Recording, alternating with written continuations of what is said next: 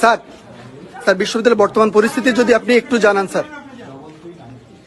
এই বিশ্ববিদ্যালয় আমাদের বিশ্ববিদ্যালয় না, এই জাহাঙ্গীরনগর আমাদের জাহাঙ্গীরনগর, এখানে হাজার হাজার ছেলে মেয়ের উপর হামলা হয়েছে, পুরো ক্যাম্পাস ভিসির সাথে যোগাযোগ করা যাচ্ছে না, কোনো হল প্রবোস্ট কোনো কোথাও নেই। পুরো পুলিশরা মানুষ শিক্ষার্থীদের সাথে যে ব্যবহার করছে সেটা মানুষের পর্যায়ে 71 সালে এই ব্যবহার হয়েছে আমরা জানি না। আমরা অসুস্থ শিক্ষার্থীদেরকে রেস্কিউ করতে পারছি না, রেস্কিউ করতে অ্যাম্বুলেন্স নিয়ে আমরা মুভ করতে পারছি না, পুলিশ অ্যাম্বুলেন্সে হামলা করছে। এটা হতে পারে না। আমি সারা দেশের মানুষকে আহ্বান জানাবো, আপনারা দেখুন জাহাঙ্গীরনগর বিশ্ববিদ্যালয়ে কি হচ্ছে, আমাদের ছেলেমেয়েদের উপরে কি নারকীয় ভাবে আমাদের ছেলেমেয়েদের উপর হামলা হচ্ছে। আমাদের কিছু বলার নাই, আমরা সহ্য করতে পারছি না, নিতে পারছি না। আমরা কিছু লোক এখানে দাঁড়িয়ে আছে, আমরা নিতে পারছি না।